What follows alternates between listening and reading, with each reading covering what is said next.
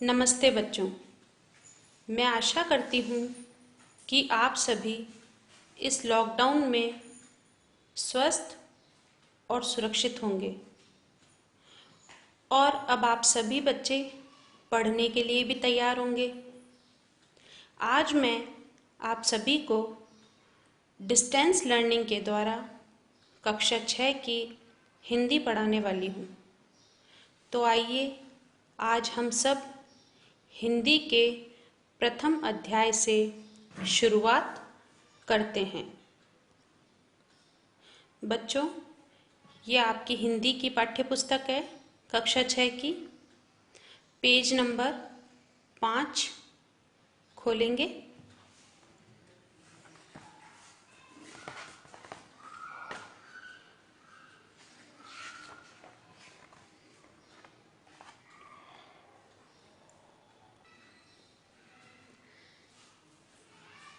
पाठ पहला, अगर नहीं हम अभी भी संभले।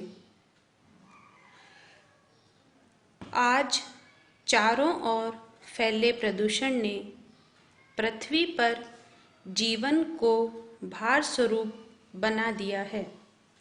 इसी बात पर चिंता व्यक्त करते हुए रचनाकार ने यहाँ प्रकृति को प्रदूषण रहित रखने की प्रेरणा दी है।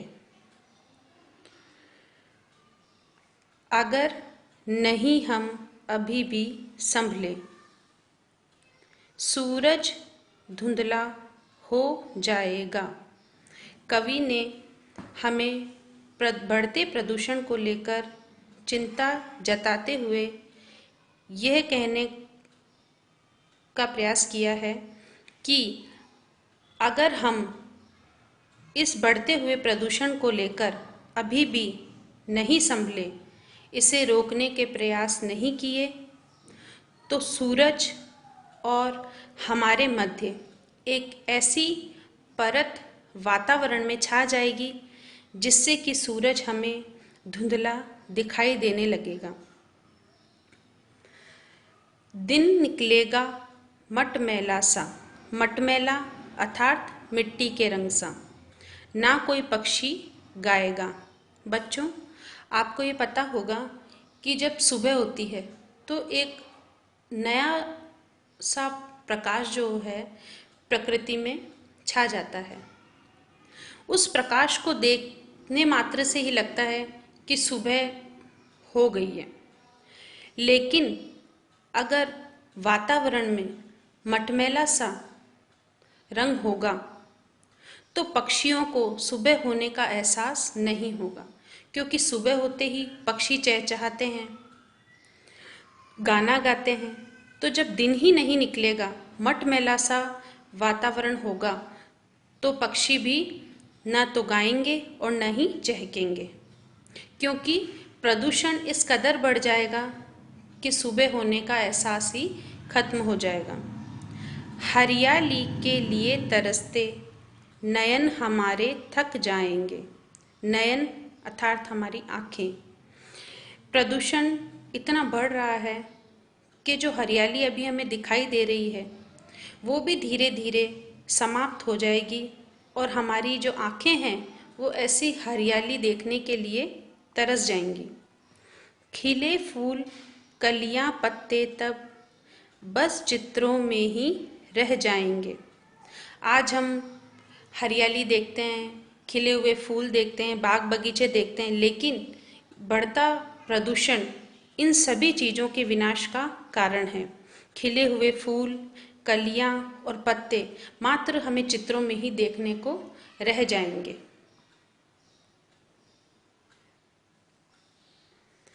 हमने हद कर दी शोषण की, इसलिए अब प्रकृति भी रूठी।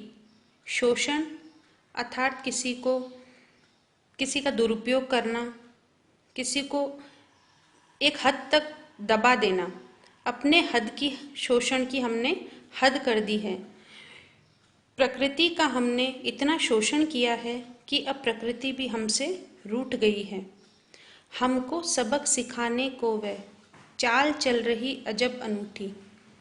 अजब यानी एक अलग तरीके की वो चाल चल रही है, क्योंकि प्रकृति भी हमें सबक सिखाना चाहती है। सारी नदियाँ सूख रही है, पर्वत जड़ी बूटी विहीन है।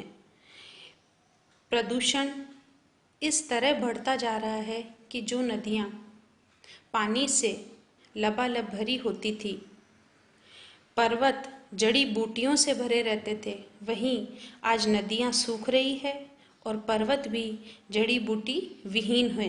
विहीन अर्थात उसके बिना।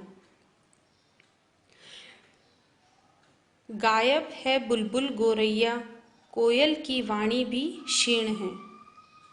प्रदूषण का प्रभाव इतना बढ़ रहा है कि जो बुलबुल गोरैया ये जो वातावरण में दिखाई देते थे, कोयल जो अपनी मीठी वाणी से सबका मन हर लेती थी, वही आज गायब हैं, क्योंकि पर्यावरण में हरियाली समाप्त हो रही है और हरियाली नहीं होगी तो पक्षी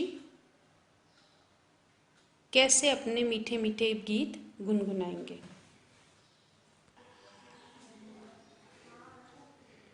अंधाधुन प्रदूषित कर दी हमने सारी पृथ्वी की काया।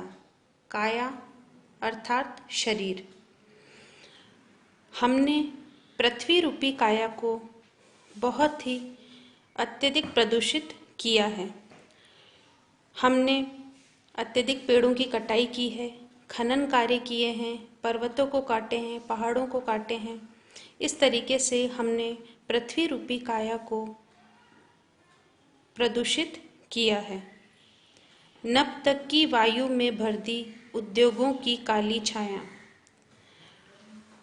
इतने उद्योग बढ़ रहे हैं कि उनसे निकलने वाला धुआं नभ अर्थात आकाश की वायु में चारों तरफ भर गया है। अब हताश है हार गए जब। हताश अर्थात निराश। नित्य नए असाध्य रोगों से। अब जब प्रदूषण इतना बढ़ गया है और ऐसे असाध्य रोग, असाध्य अर्थात जो रोग कभी ठीक ना हो, ऐसे रोग लोगों में आने लगे हैं, क्योंकि प्रदूषण दिनों दिन बढ़ता जा रहा है। तो लोग इस प्रदूषण को लेकर हताश होने लगे हैं, इन रोगों से ऊबने लगे हैं। विवश करुण क्रंदन करते हैं अपने दुख के इन भोगों से। और विवश होकर करुण क्रंदन, क्रंदन अर्थात चीख पुकार करने लगे हैं इन दुखों को भोगते भोगते। लेकिन बच्चों समझ आया कि पृथ्वी जो है, पृथ्वी रूपी काया जो है, उसको अगर हम प्रदूषित करेंगे तो हमें भी उनके जो दुष्परिणाम हैं उनको भुगतना ही पड़ेगा, चाहे रोगों के रूप में हो, चाहे लोगों को कुछ ना कुछ उसके लिए त्याग करना पड़े। हमको अभी सजग होना है, प्रकृति को शुद्ध शांत रखना है। हमको अब सजग अर्थात जागरूक हमें होना पड़ेगा और प्रकृति को शुद्ध और शांत रखना ही पड़ेगा, वरना परिणाम भयंकर सम्मुख है। सम्मुख अर्थात सामने। प्रकृति प्रदूषण से हर एक प्राणी और प्रत्येक मानव को दुख है। प्रकृति प्रदूषित होगी तो उससे हर एक प्राणी, सभी मानव को दुख होगा, क्योंकि अगर प्रकृति का वातावरण स्वच्छ नहीं होगा, सही नहीं होगा, तो उसके आने वाले जो परिणाम हैं वो भयंकर होंगे और हमें उन परिणामों को भुगतना ही पड़ेगा। इसलिए कवि इस कविता के माध्यम से हमें बार बार प्रदूषण को रोकने के उपाय करने के लिए जागरूक कर रहा है। बच्चों, अब हम इसके शब्दार्थ करेंगे। शोषण अर्थात दुरुपयोग, अनुचित दबाव डालकर काम लेना। अजब अर्थात विचित्र, कुछ अलग सा। विहीन अर्थात रहित, बिना।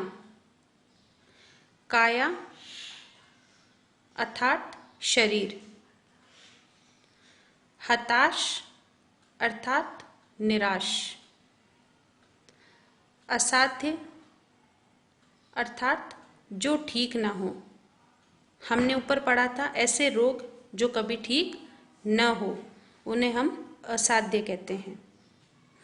क्रंदन अर्थात चीख पुकार। सजग अर्थात सावधान जागरूक। सम्मुख अर्थात सामने। बच्चों, तो ये थी आपकी कविता अगर नहीं हम अभी भी संभले। आज हमने इस कविता का अर्थ किया है और इसके शब्दार्थ किए हैं। अब आपको इस वीडियो को देखना है और शब्दार्थ को नोटबुक में लिखना है।